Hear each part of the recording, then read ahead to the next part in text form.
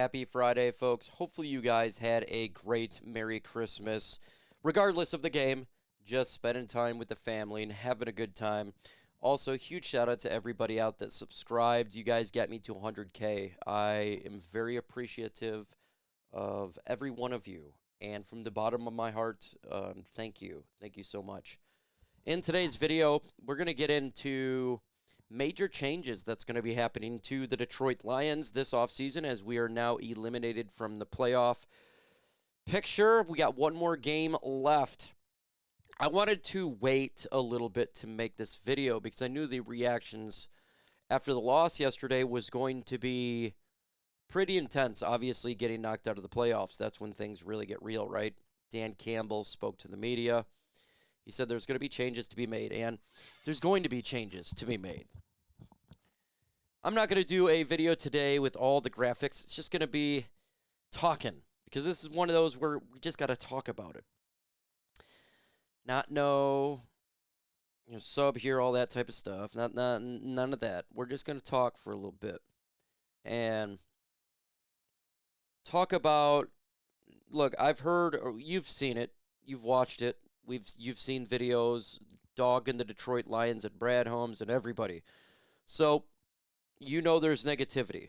So what is the problem and what can be done? That is the discussion that we should have today. And I think there is multiple problems and multiple things that can be done to fix those problems.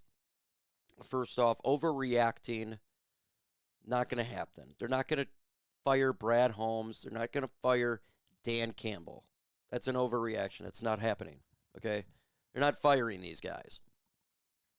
Now, we can talk about the coaching, the players, and Brad Holmes. Let's get into all three phases. Hit that like button if you haven't done so.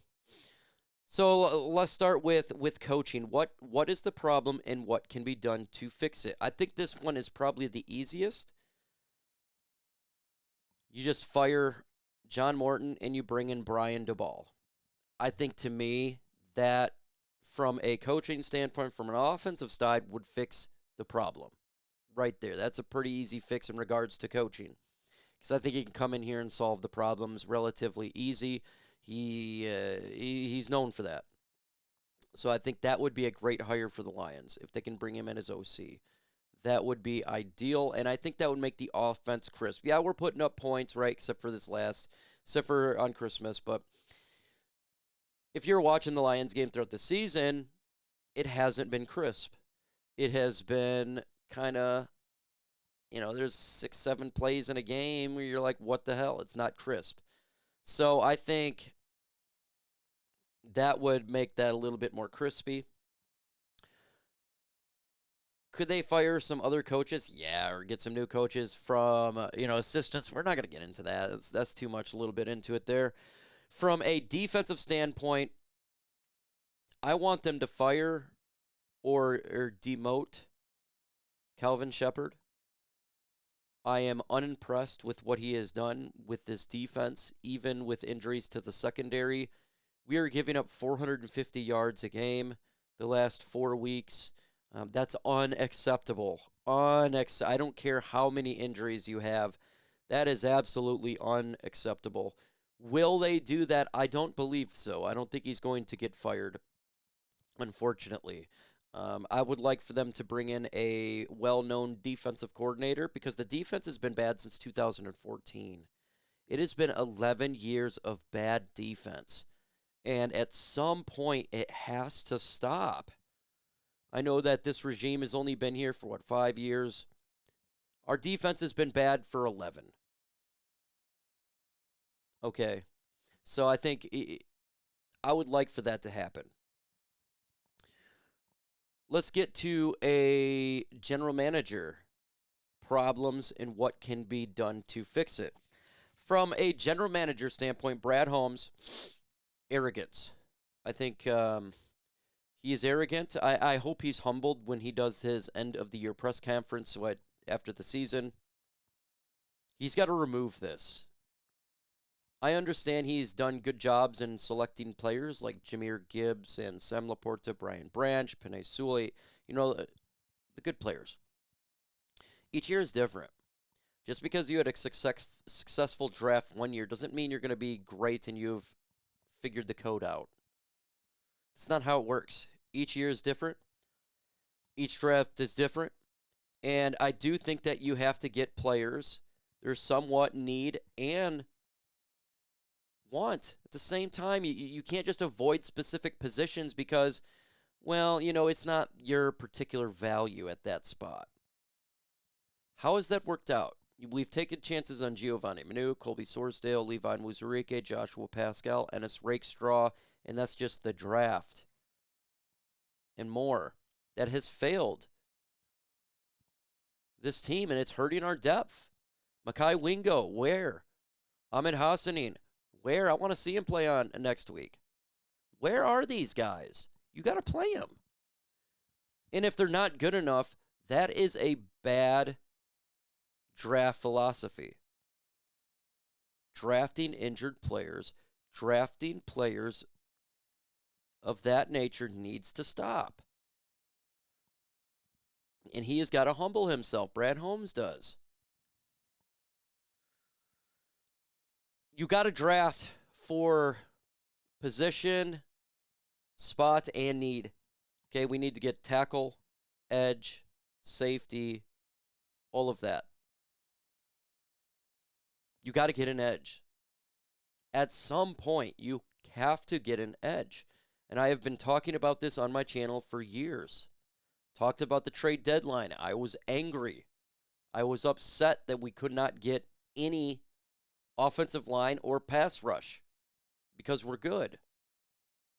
And that was the problem. So draft better. Stop getting defensive tackles all the time. You got to get an edge. I was watching the game last night. Why is Aleem McNeil on the edge? That's where Brosmer got that 20-yard gain. Of course the quarterback's going to be faster than a DT. You've got to draft an edge. And look, they came in here and they're like, oh, we're good. We got Marcus Davenport and Al-Qadim Mohammed. It wasn't good. Get an edge. It's not hard. It's not like, and in free agency, you have to get players on this team that's going to make a difference and not just be goodwill hunting for players. You got to get players that is going to contribute, not injured Marcus Davenports. Get players like Tyler Lindenbaum. He's a free agent for the Baltimore Ravens. That would be a huge get. Build the offensive line.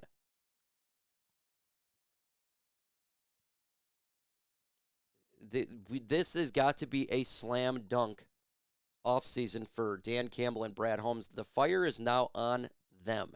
And Dan Campbell in his presser was angry last night.